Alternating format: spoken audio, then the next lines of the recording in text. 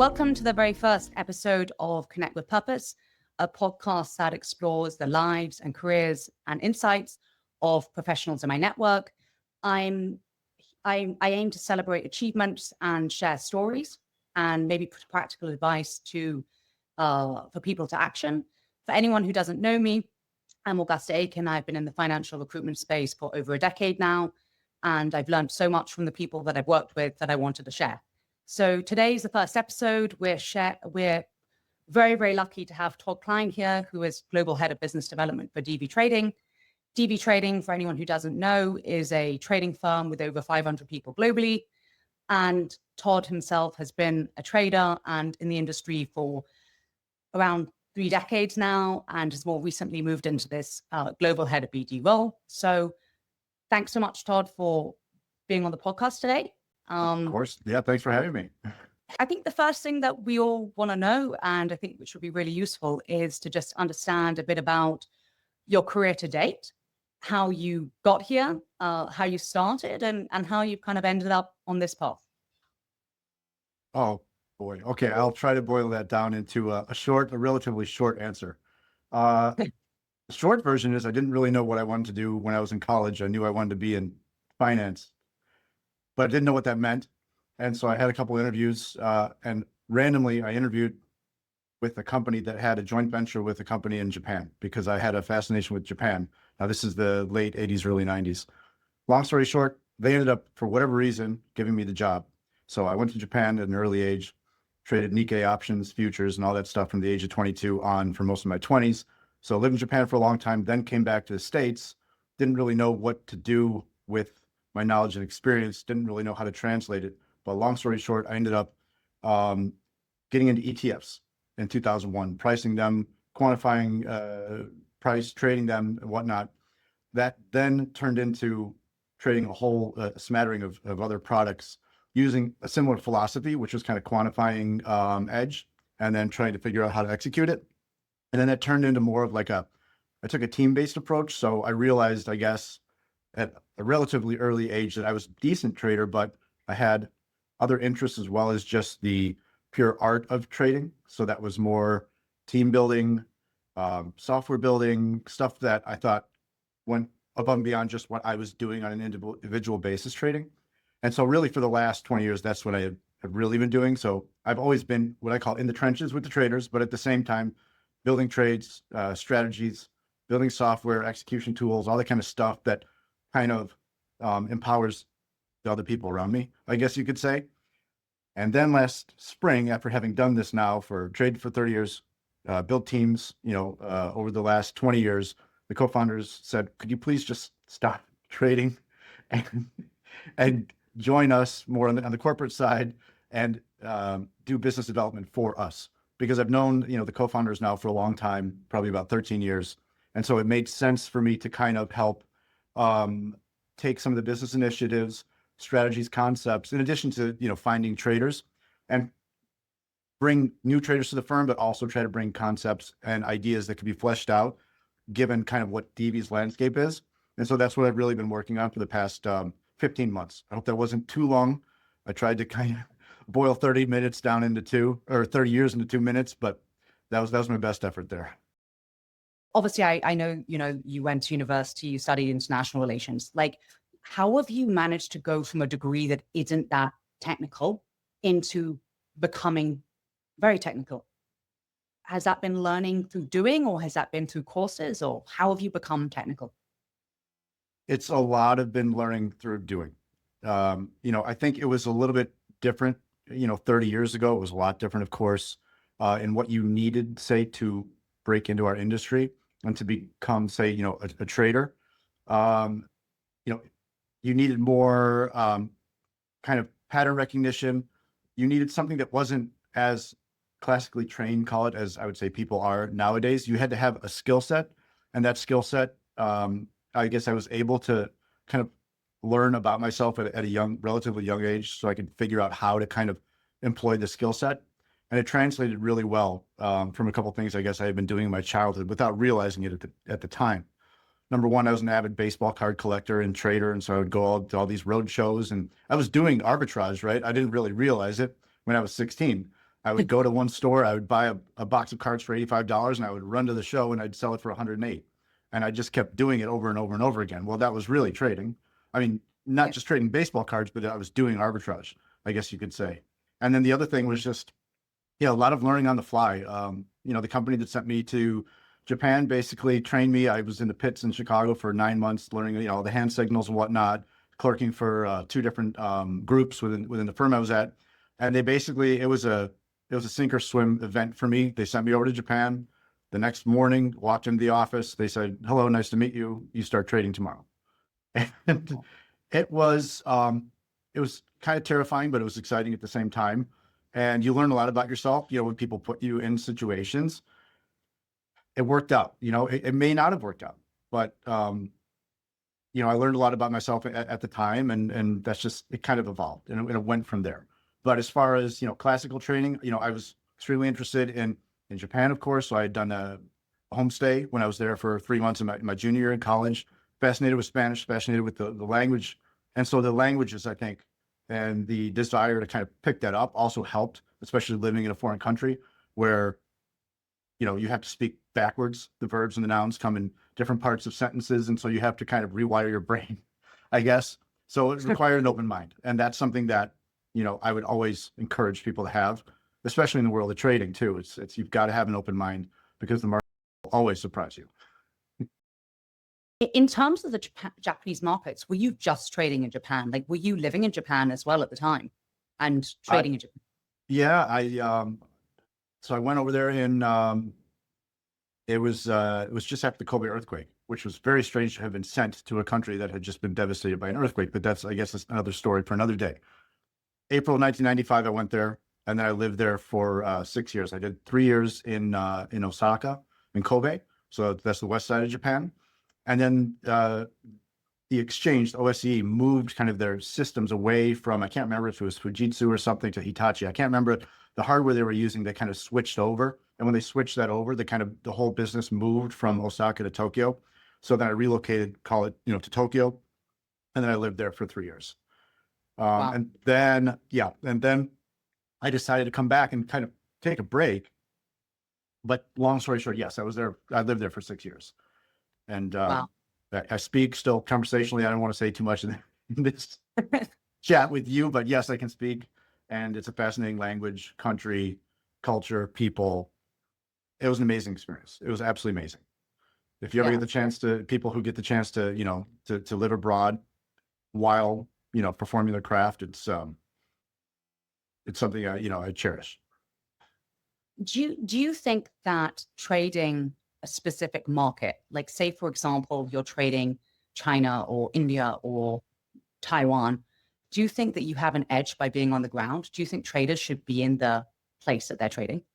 It's funny that you asked that, because that's something that took me a long time to crystallize. And what I mean when I say something crystallizing is being on the ground is critical. Number one, it's easy to say, but what it really means to me is you have an ability to network that you otherwise wouldn't have. And if you have an awareness of the value in networking, and you can understand that at a young age or a younger age. I mean, I was kind of gradually able to realize the value over time, but the ability to meet people that creates an open path so you otherwise would never have the opportunity to see is something that you can't trade that. You can't buy that. You've got to go get that. And so, yeah, I would say, and I've made friends for life. I have friends in fantasy football leagues and friends all over the place that came from those 6 years spent in Japan. A lot of them are still in the trading industry, but they're still all around. And yeah, it was an expat community that just extended kind of globally. It was really great. It was a great world to be in. And I'm still in that world, I guess you could say. So we carry that, we all carry that to this day. Yeah, amazing. And then you came after Japan, you kind of went back to the US and you took a break, you said, or? I took a break. I took a break at, let's see, it was probably one of the worst times in history to have taken a break because it was when the Nikkei had a rebalance, and they had a massive, massive rebalance. And people made crazy amounts of money. Of course, I was out of the market. And it's one thing I have to say in speaking to traders, every trader laments or has a story about when they were out of the market. If they take a vacation, the sky's going to fall. If they come back, nothing's going to happen. The next trader says the same. It just goes on and on and on. So I had that story, but yes, 6 years, took a break, thought I was going to go back to Japan. And then I met kind of the head trader on a desk at the company I was with. And he said, hey, can you price ETFs? I said, I don't know. What are they? He said, go figure it out. Just ETFs. I said, okay, ETFs. And I would say within a day or two, I read through the prospectus at the time, was able to kind of price the security against futures, kind of derive like these theoretical fair values, right? And then without getting too in the weeds, you can either do like an investment banking fair value where you say, this is actually what it's worth, period, end of story. And this is, I say, this is what it's worth. Or you can do kind of a market value and you allow the market to decide what something's worth. So I went after that, call it the second one, which is let the market decide. And at the time, ETFs were just, they still are, highly liquid, highly traded. But at the same time, 24 years ago, they were a craze. It was a frenzy. And so there was a lot of mispricing. There was a lot of opportunity. The landscape was completely different. You had to route out to just different venues that had different liquidity pools at the time. There was Island and Ready and Arca and Instinet. It was crazy. And so I kind of parlayed that into, once I started making a certain amount, an amount per day, the head trader said, okay, well, you're hired. I said, great, I'm already hired. I'm in the firm, but okay, fine. Now I've worked for him. And I had a really interesting 3 years with him. I won't get too into that whole experience, but it was definitely some of the best years, I would say, of my career in terms of learning how to build trades, think about trades, concepts, all the kind of stuff. They were very formative years. So, and then I went off on my own in 2004, which then began the journey of this, call it not independence per se, but building a team and building everything around it. Wow. So in 2004, you started your own team. Yes. I realized that I really liked the technology platform, and I really liked a lot of the people at the firm that I'd been at. It was called TradeLink at the time, which still exists to this day. But I realized that I needed to kind of advance in ways that I wasn't going to be able to do in an environment like that. I needed to go off on my own. I think based on some things that had gone on at the company, and then also just for my own career path. So with those two kind of combined, I went to a firm called Gelber, and they gave me an opportunity to build my own team, build my own trades. It was very free form. And they said, you can come and do whatever you want to do. They had to believe in me and either my track record or my team's track record or the people. I think it was 3 people at the time, but I brought 3 people, call it over, and that began, call it the next phase of the career, which was, we got into cash treasuries. We got into a lot of basis trading, fixed income heavy. We got into Eurodollars, Fed funds. So we were trading Fed funds versus Eurodollars. We were trading, which is now SOFRs in modern day, I guess, language. But it all revolved around this concept of relative value and of learning how to price something and not pounding something back to its value, but understanding that something should be valued somewhere, and then, learning how to manage risk around what happens when it doesn't go where it's supposed to. So in your career, like obviously just from this short period so far, like you've obviously traded many assets. Like, do you think there's a value in people who have traded many different styles, have done many different styles and traded different assets? Or do you think that for people's careers, it's better to kind of have a compounding effect and trade one asset, for a much longer period? That is a fantastic question. I can answer that as it relates to me or as I think it relates to other people. The way that I guess I would say it is kind of, as I mentioned before, it's great to keep an open mind. And when I say that, what I mean is if you learn a particular strategy or a particular way to approach the markets, and you realize that it's likely going to extend, unless you're doing something extremely nuanced, it's going to extend to other asset classes. You can learn something extremely valuable.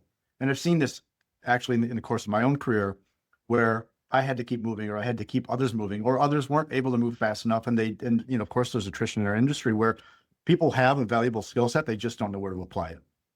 And that's happened a lot. So again, I would say that somebody might have a really good research pipeline, but they're not optimizing, call it, where to place. I call them weapons, right? People have these different weapons that they're able to deploy in trading. A research pipeline is a weapon in and of itself. And execution components or tools are weapons in and of themselves. But if you don't know how or where to apply them, then they're kind of useless.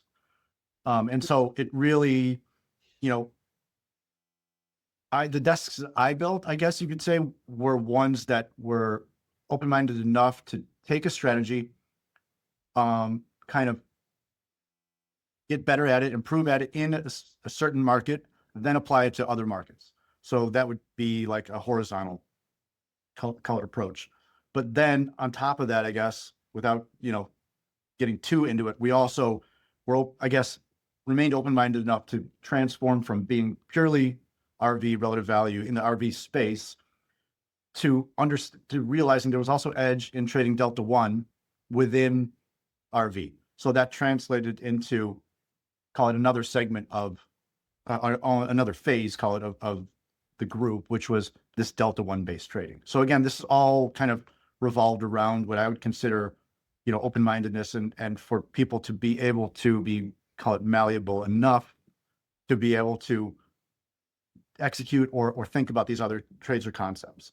That was really important for us, I think. And maybe I'm getting too far out here, but I'll just say, one thing I love about DV and the traders, here, are that they are very creative in how they generate alpha. And it's really, I have a real respect, for the people, the traders here, and not just at DV, but the ones who just really have to go above and beyond just execution tools to be able to generate alpha, because it just requires a lot more creativity, which I can appreciate, just, I guess, given, I suppose, where I came from. Like, do you think that firms need to do a better job of, like, in this industry, there's a lot of attrition, right? If you look at any of the very successful prop trading firms, hedge funds, it's all areas of the industry. There's a lot of attrition because people get cut when they get close to a drawdown or hit their drawdown limits. And then often that strategy then bounces back or has an amazing year the next year, like that sector, right? That's the nature of trading. So do you think firms need to get better at, instead of being like super cutthroat, instead saying, hey, this guy is super knowledgeable about this strategy, this skill set can be used in other areas of the business. Why don't we either give the strategy more time, or B, shift that person to another strategy or another area instead of doing this constant churn?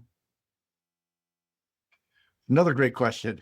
Geez, I guess what I would say, a couple things. Number one, we like to call it, draw a distinction. So when a trader comes to the firm, we always want to be really mindful and careful of what a ramp up looks like. Because, I like to say there's no amount of money that a trader should be able to make or lose that should really impact their career, at DV, or at any firm for that matter. And what that really means is, the trader being mindful of the ramp to get them off the ground. Like a lot of times the hardest part is getting the plane to fly, right? So what we really want to do is, I guess there's a distinction to me between a max drawdown and a max, call it, negative equity number. Because I'll just give you a simple example, right? If let's just say somebody has a $500,000 max negative equity number. Well, if that person comes in the firm, even if we believe in them and we think that they're going to do a great job and their strategy works and whatnot, but they can't adhere to risk management rules, well, then we have to go on what we're seeing. We don't have anything else to go off of in our world. Now, if that same trader were to, I don't know, be up some amount of money, let's just pretend it's $2 million. And the max drawdown were $800,000, for example, right? Which would exceed a $500,000 max drawdown, but it's not a $500,000 max negative equity number. Those are two entirely different things, right? Because the net effect to the firm is entirely different.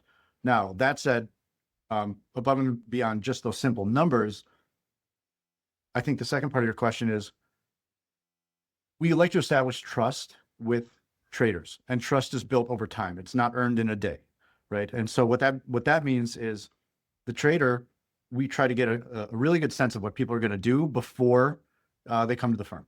And we're trying really hard to understand who the person is, who the trade is, where they come from, how they're going to grow, whether they want to grow, all these kinds of things. We want to understand all these things so that we can frame our expectations.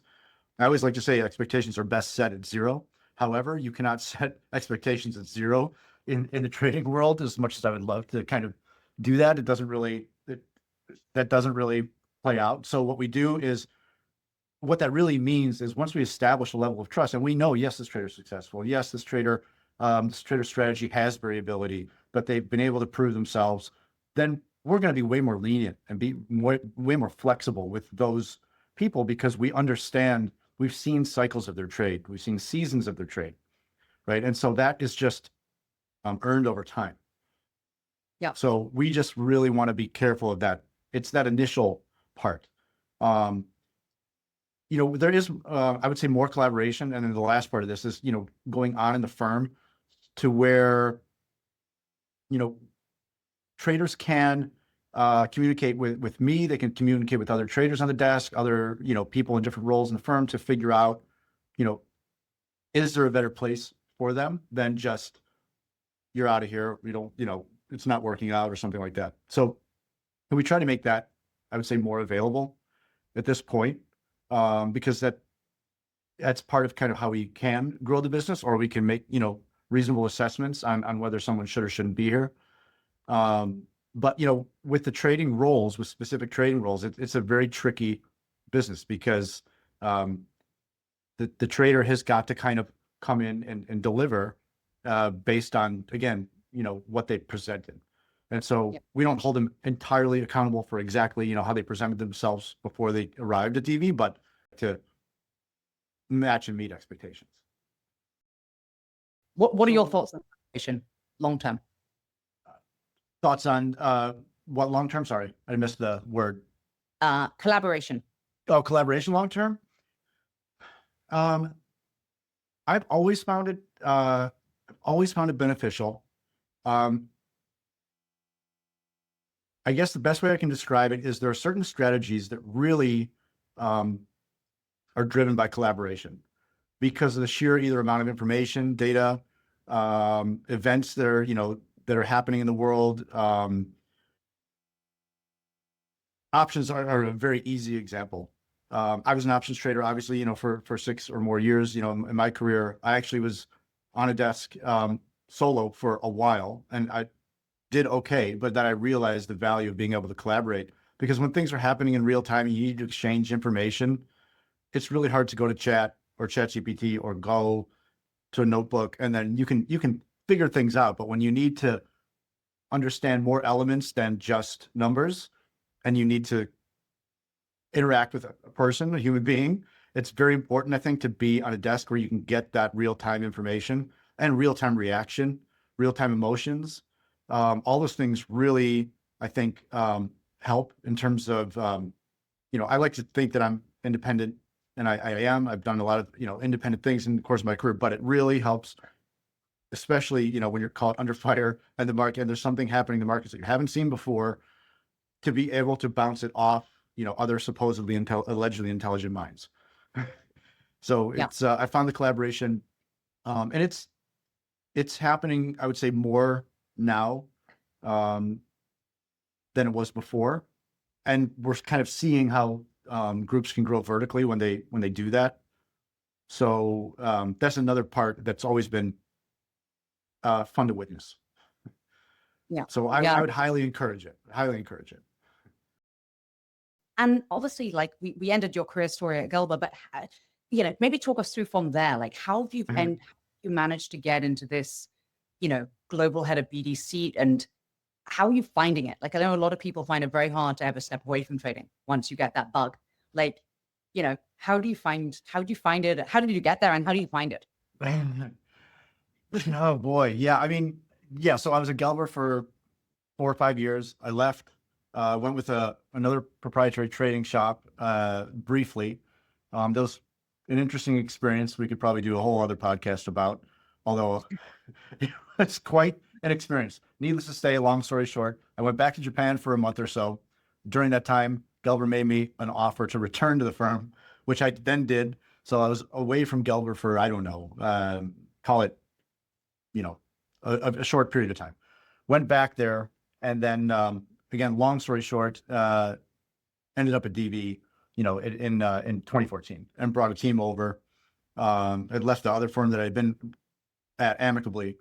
And then I'd kind of been, again, I've been a trader coach, I guess you could say, for my whole career. And I gotten kind of to a point where I guess life was good. But I also was kind of missing something. I was trading, still making, making money, enjoying life, running, because I'm going to ask you about running and how that translates into at the end of this. So just beware, because I know you're a runner. But I gotten really into the running thing. I could trade in the morning. I could run during the day. I could then come back to the desk. I could trade. I could kind of manage the team. And I've been doing a lot of other things with, free time. The software building, strategy building, gotten into some machine learning stuff that was fascinating for a few years, got that stuff into production during this time. But, COVID had happened, and I was kind of trading from home, and watching my kids grow for about 3 or 4 years, which was amazing. But there was a void. And so it was more just like happenstance that the co-founders, kind of looking to, I guess, change kind of their own configuration on how they kind of wanted to onboard, vet trading candidates. And then so they figured out, well, let's ask this Todd Klein guy, I think. And so the spring of last year, they called me up and said, would you be interested in doing something like this? It's more like business development on behalf of our firm, as opposed to just doing it for your own team. Because my team, I had, everybody's still here to this day, I think, and it's still about 12 or 14 people. It's great. And I still loved doing that. But at the same time, this selfishly gave me an opportunity to do something above and beyond the team and more on a firm-wide basis. And I think, the co-founders, Dino and Jared, trusted me enough, and I trusted them enough to be able to kind of move into this role and kind of see if there was a fit. I mean, we both thought there was a fit for it. And I think, over the last 15 months, it's gone really well, but it wasn't one that I had been seeking. Again, this was more, I don't want to call this networking. It wasn't networking per se, but it was just keeping things open, and then, contemplating opportunity when it arose. Yeah, I think, yeah, it's a very logical, for Jared, and, it's obviously the best possible thing, right? Like, someone who's had 3 decades of experience to be able to then help vet it's amazing. It's amazing. In terms of mentorship, like I know you're passionate about that. Like, has that been something that you've been involved in, just within your own personal trading teams, and obviously now in this role, or is that something that you've, how far have you taken that, and, what do you like about it? I guess I've always been a student and a teacher. I like to think of myself more of a student than a teacher, just because, however old I am, I love learning.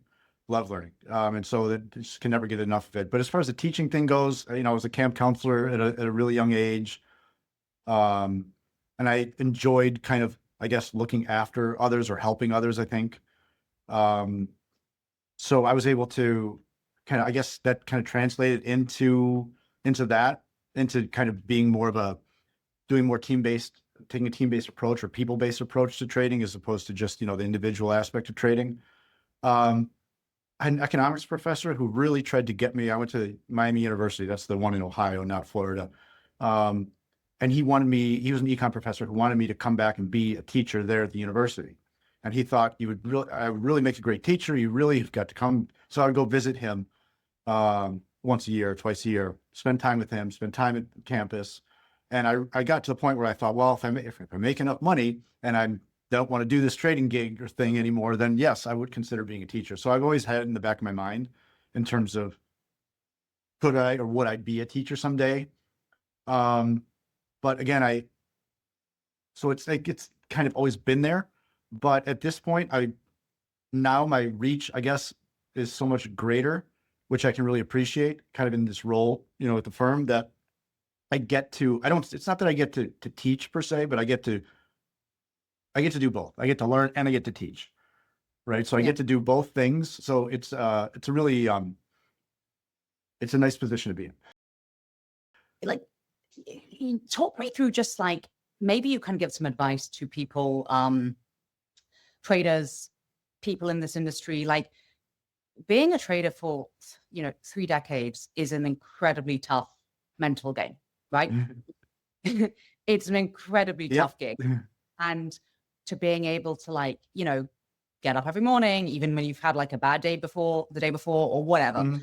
Do you have any routine or any kind of things that you always have done, or things that you found have just helped you keep that mental stability and clarity over such a long period of time? Oh, that's a great question. I would say a couple things. Number one, I would say earlier on in my career, I was probably, maybe it was just because I had more testosterone. I don't know, but I would be extremely hard on myself.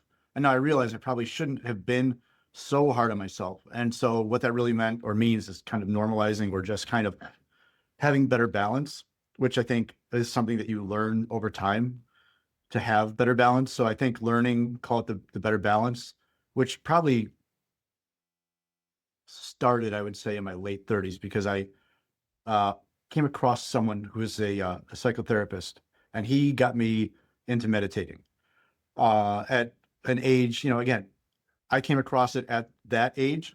And what it really helped me do was just learn how to not block things out, but just allow things to go in and out and kind of observe them, I guess, more than anything. And when I was able to do that, then I was able to, I guess, see things more for what they were, including my own emotions, including how rational my own behavior was or wasn't. I was a pretty fiery trader. I wasn't a jerk in any sense, but I was hard on myself. And I don't think it's necessary. I think, you want to be driven, but you want to be as positive minded as you can, in that drive. I've always appreciated that when I've seen that in people. So as far as, a routine goes, it was more just learning how to kind of, you've got to be able to get over things quickly. It's very important, because a lot of times people dwell too much on something, and when they do, it really affects, future performance, something that you're going to do that you haven't done yet. And then, for example, if something happens bad, or I do something, wrong in trading, or I make a bad trade, or I make a bad decision, or whatever it is, I can sit and stew for a minute, or I can sit and stew for 2 hours.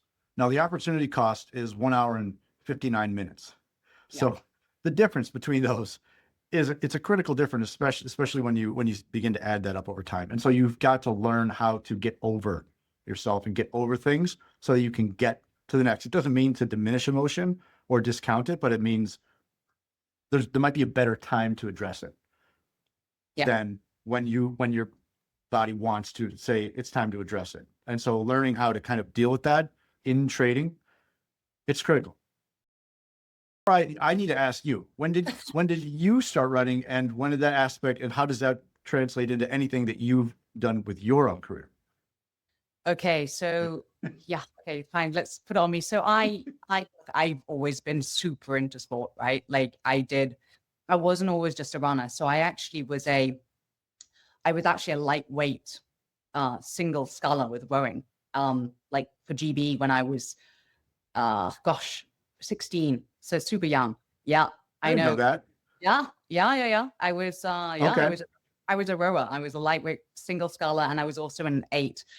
And I competed all over the world, and it was amazing. And then one of the biggest setbacks in my life, and one of the best things that happened to me was I was about to go to the World Championships and like about to go to the qualifiers and do all this. And I had a very stupid accident. I broke my hand very badly.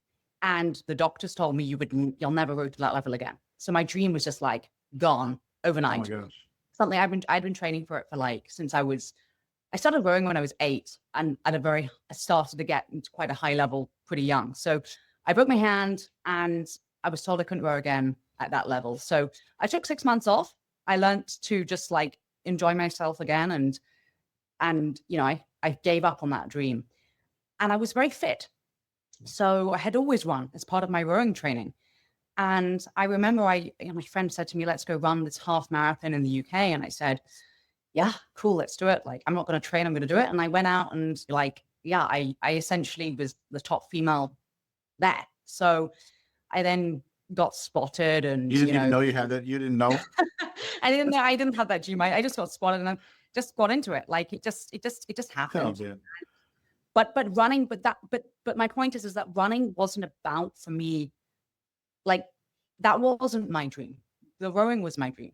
And that getting taken away from me taught me like so much about how to deal with like setbacks and just like get over yourself. Like much worse has happened in life to other people. And then I went from there and just like got really into running. And then running just, I got to, I think 21 or 2 and I got terrible sciatica. And again, it was injury telling me like, this isn't your path. And so that setback then made me just reconsider. And I run every day. Like I love to run. It clears my head. It's something I do just for enjoyment now. Sure, I've got a good marathon time. Sure, I can do all that. But like professional sport, it wasn't my journey. And I think that like being 2 times being pushed on a different path was amazing. So I think setbacks are amazing if you learn from them. I think the thing that running does, and I think that any high level sport or any sport does, is it just teaches you a routine and a discipline. And then to be good at any sport, you have to have the health aspect to it too. So that the diet aspect to it, the sleep aspect to it, the water aspect to it. And it just like, it's very rare you see people who are really like good athletes that can't translate that into their career because it's such a natural progression. You know what? I got into running 5 years ago, and it's like taking a whole new course, I guess you could say. And so I have a super appreciation for it. But one of the things I realized is, like you just said, running there are a lot of different things that go into just the act of running. You can run, but then you can also do all these things that are going to help you, improve your run performance if you're into that kind of thing. Same thing in the trading world, right? I mean, you can trade, but if you know how to do certain tricks or learn certain things or have certain mentors or just expose yourself to education, networking, all those kinds of things, it's going to translate into something you otherwise wouldn't have been able to achieve. And so, I like seeing that come together, I guess, in the trading world, but also in the running world, because, the running, it's, I can see how they can kind of go together. So it's been great, kind of in this next, whatever phase this is in my career, to having the running kind of combined with, to the extent that I can, with doing business development for TV. Yeah, but it's like, I think it will always have a positive effect. Anything like if I personally, I don't want to talk about myself too much, but like personally, if I haven't done my sport, I don't go to the office. Like, for me, that's what gets me in my like being at the what gets me into my zone to be able to like perform at work. And I think it's super powerful. So let me ask you, if you don't mind. I know we don't have too much time left, but I would like to ask you, what advice do you have for the traders out there in the world, and what advice can you give them in terms of performing or improving performance, or what they might want to be out on the lookout for? I think many of the topics you've covered are amazing. Being in the location you're trading, networking, being open, understanding the markets, like having a feel, like a pulse. But I think on top of that, I think that like in the generation we're in now, I think that AI is going to play quite a large part in things. I think we're getting ahead there. I personally think that collaboration is absolutely key for the future of trading, because I think that it's going to become harder and harder for siloed people, siloed traders to just always have the right answer. I think collaboration is going to become more and more important every year on. And then I think being super grounded, like letting things, as you said, flow, having a very good routine, a very good mindset, because I think trading is a mindset. Like at the end of the day, when you have a difference between a developer, someone who researches, and a trader can stomach risk. It's somebody who can actually stomach risk. And like it should be able to stomach risk. Traders are very similar to entrepreneurs. They're very similar to CEOs, people taking decisions all the time. And I think that to be able to stomach serious risk, you've got to be super grounded, like mentally grounded. So everything you've said, right? It's right. Yeah. the ability to stomach risk. Yeah. You need an outlet. In our case, it's running, but there's got to be some way to be grounded, to be able to make, because there are tough decisions that you've got to make in trading. There always will be.